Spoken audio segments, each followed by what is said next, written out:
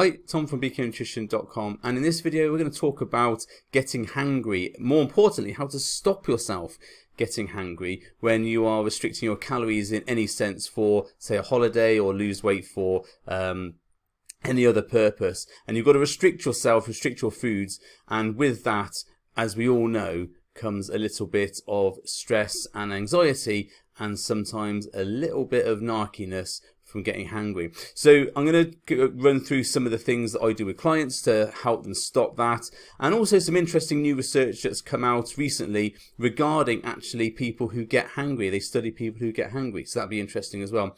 Okay.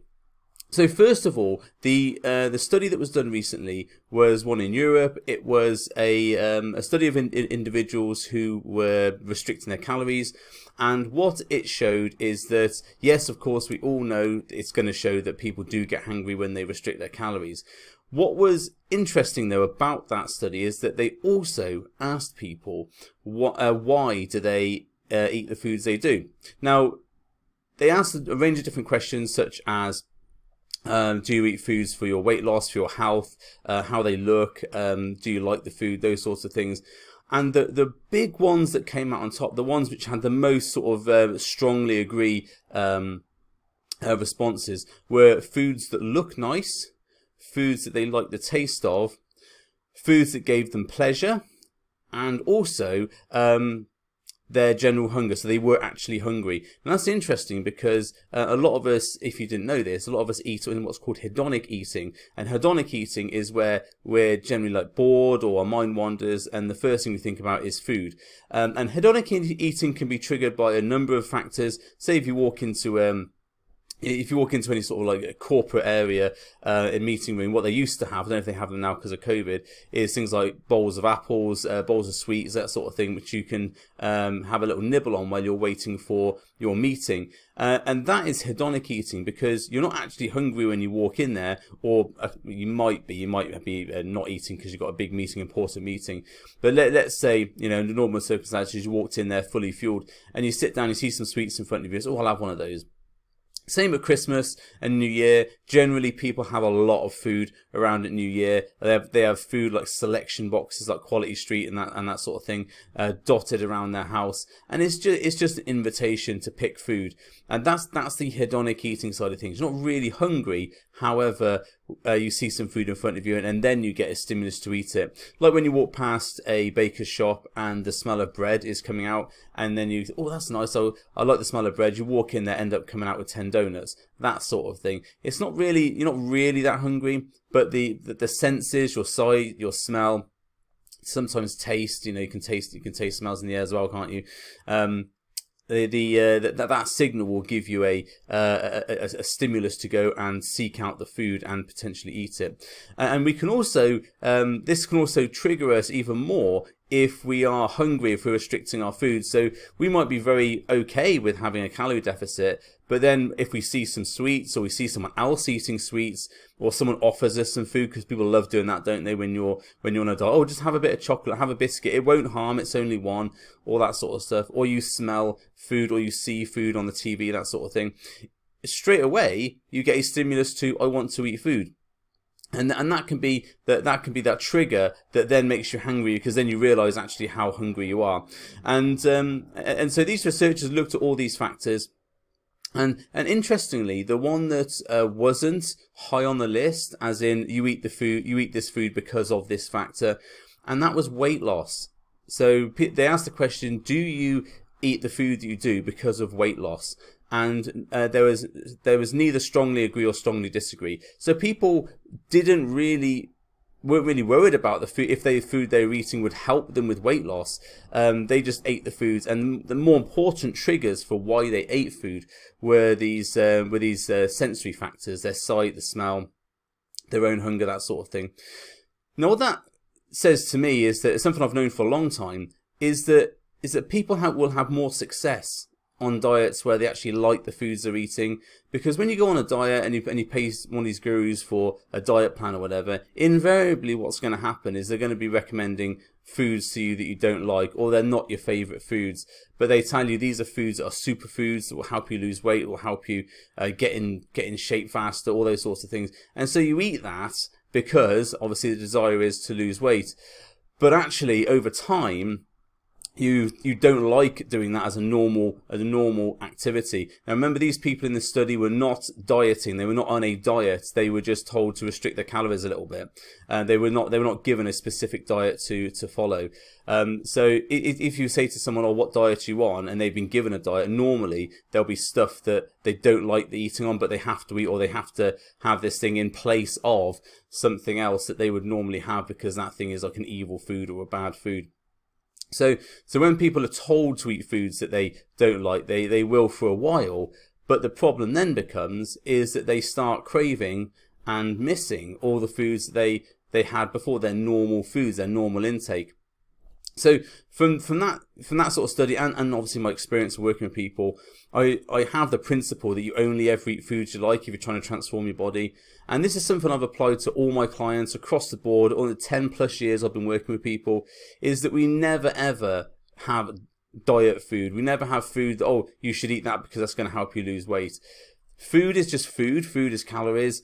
And if you recognize even that a certain food has a certain amount of calories and it will fill you up for a certain amount of time, then you can start understanding and expecting hunger to come, or understand and make that choice that you're going to eat something on the knowledge that you'll probably be a little bit hungry later on, because it's not going to fill you up massively. Now, when you've got that conscious choice, then you can start thinking about, okay, maybe I don't need to eat that bar of chocolate, or I don't need to have those Pringles or whatever. I'll have something like fruit or something instead, because I like the taste of fruit. I like the sweetness of it. I like the consistency, and I'll have that. It's a food that I like. I'm having it in place of a food that I also like, but that food is higher calories. So when I'm working with clients, we always look to say what the foods you like. And I use something called the Lean Matrix. And in the Lean Matrix, it's in my book, Target Lean, if you want to go and have a look at that. In the Lean Matrix, you have low impact snacks, which is L. Then you have everyday foods, which is E. You have acceptable cheats, which is A. And then you have no man's land, which is the N. So that's the LEAN. And the way those foods are constructed, you have a graph, and on the bottom axis, you have the pleasure that you get from that food, and then on the top axis, the y-axis going up, you have your ability to control that food, so you can control the intake of it. Now, if you think that through, what it means is the N, the no man's land, is right at the bottom right of that graph, where we have, it gives you immense pleasure when you eat it. It's called reward or dopamine release, that sort of thing, and that gives you intense pleasure from eating. But you also have a really low control over your eating of that food. Now, what that means is if someone, say, puts ice cream in front of you, and you are an ice cream person, and you really like ice cream, you are going to just continue to eat that ice cream until there's no more ice cream left. You don't have control over it. Whereas, say, an acceptable cheat, which is still a food you get immense pleasure from, but one you have good control over, is something you can eat, and it's very pleasurable, but you also don't have like a binge frenzy from it. So an example of this would be that, like, for example, I like going to Nando's. I like eating Nando's. So I'll go to Nando's, but straight away after I eat a Nando's, I won't then want another Nando's straight after it, because I'll have been satisfied by the food that I've etten. It's not something that is a binge for me. Like pizza, for me, is also not something I'll massively binge on. But for other people, that will be something they'll binge on. They can't eat half a pizza. They have to eat it all. And so that becomes then for them a no man's land, where for me it is an acceptable cheat.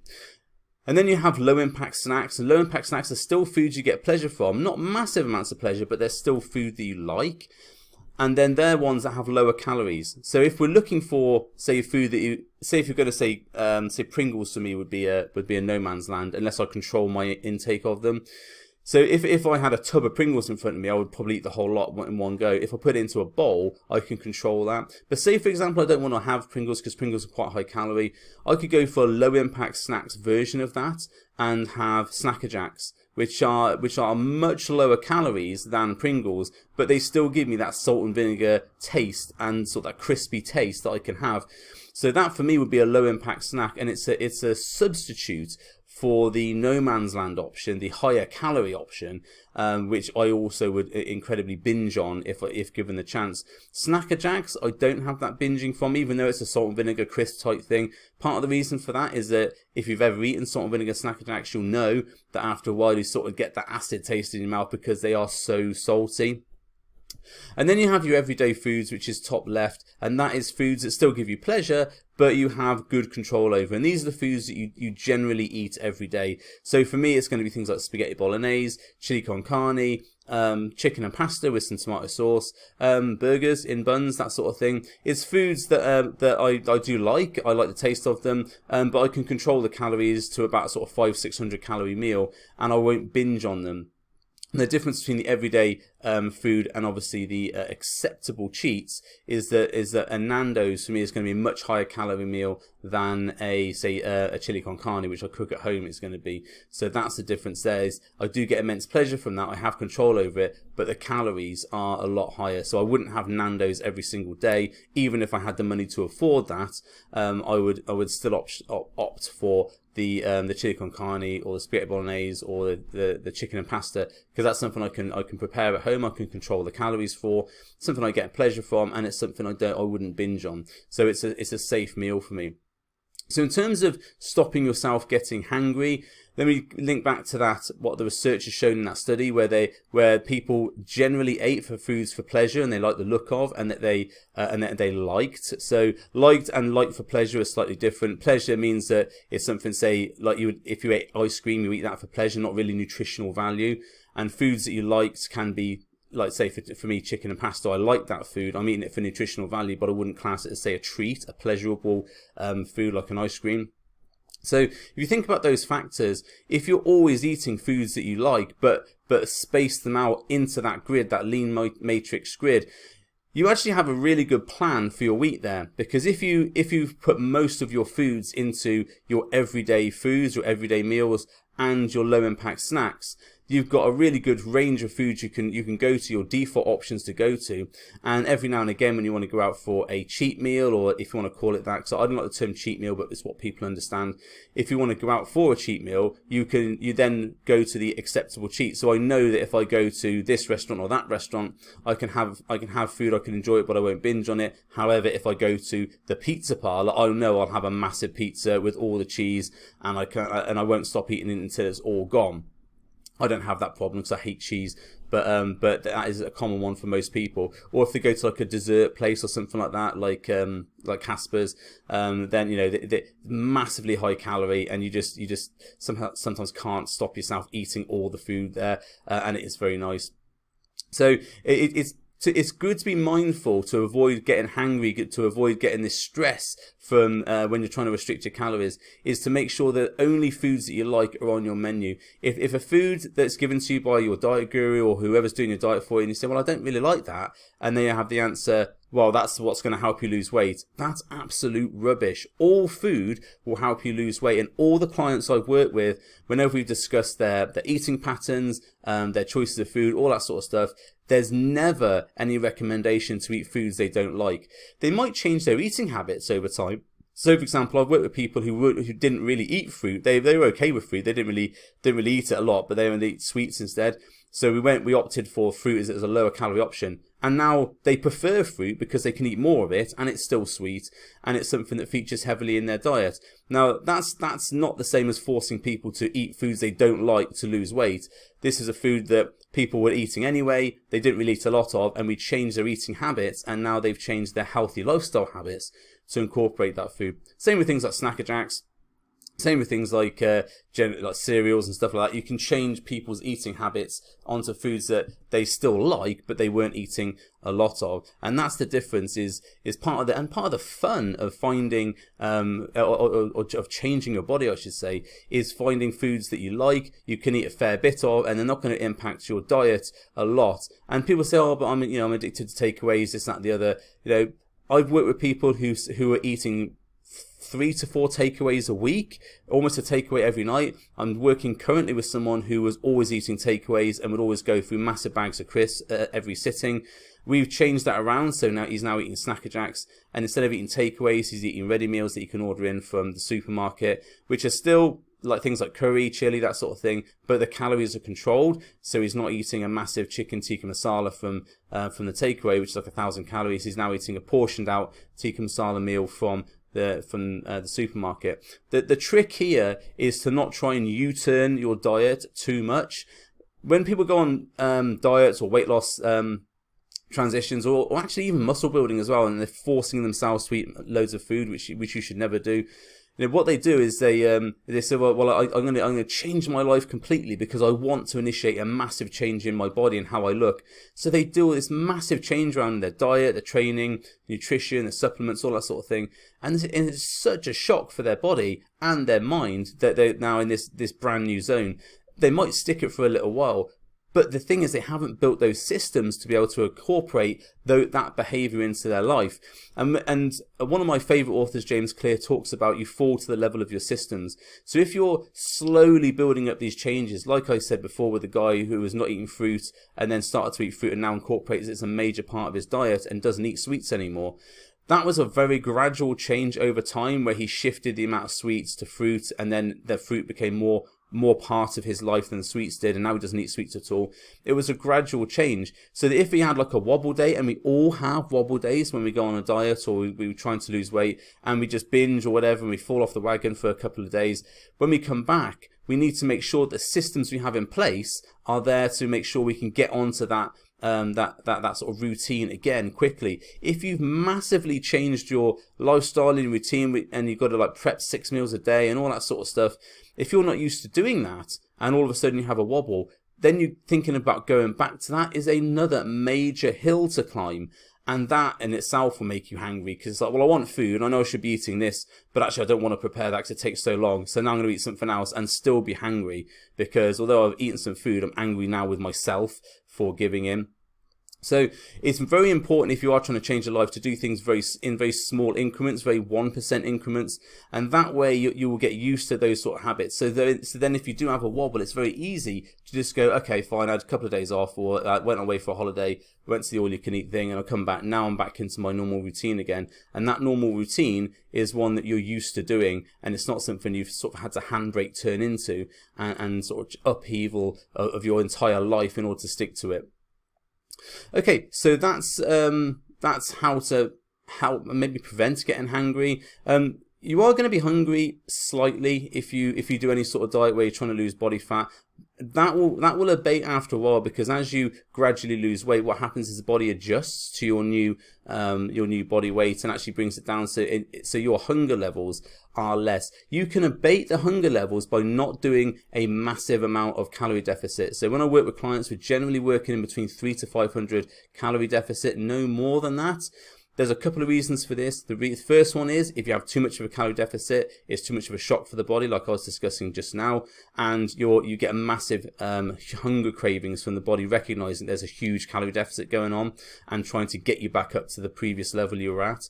But also, if you've got a huge calorie deficit, you're not going to have the energy to train in the gym, to lift the weights that you need to lift to transform your body. Remember, I work with people, and one of my guiding principles is you must work out with weights to transform your body. It's how the majority, I say 99% of people who look really good, they are doing weights as well as their cardio or whatever else. You know, you won't have the energy to do that if you are creating a massive calorie deficit where you're completely tired all the time, you have no motivation to go to the gym. And that again is part of the body's defense mechanism. It recognizes that there is a huge calorie deficit, and so what it does, it says, well, we've got this massive calorie deficit going on, let's restrict your activity so we don't burn any more calories up, yeah? And then what happens is you don't have any motivation to go to the gym and you feel lazy and you get massive hunger cravings and fantasizing about the food that you were eating before the diet, and that all ends up in a huge binge and a reversion back to your previous habits. So those would be my tips for avoiding being hangry. So the study, which I'll link to in the comments here, it was quite interesting. Even if you don't really like reading studies and stuff like that, it was quite interesting to see some of the questions they asked and some of the behaviour that went on there. But it is quite relevant, and certainly when I was reading it, I was thinking, you know, that is relevant to a lot of my clients, and it's things I've done with my clients which have worked. So that was quite nice. Okay, thanks for watching. Thanks for your time. Appreciate it as always. Remember, if you would like to talk to me about joining one of my coaching programs, my Build program, or my one-to-one coaching program, all you have to do is just drop me an email. You can either email me at tom@bknutrition.com, or you can go on my website bknutrition.com and click the Contact Us button there. Look at my services and tab. There'll be some information there you can help to help you get an idea about what I do with clients. But hopefully you do know what I do because you've watched all my videos. Okay, and thanks very much for your time again, and I will speak to you on the next video. Thanks very much. Bye.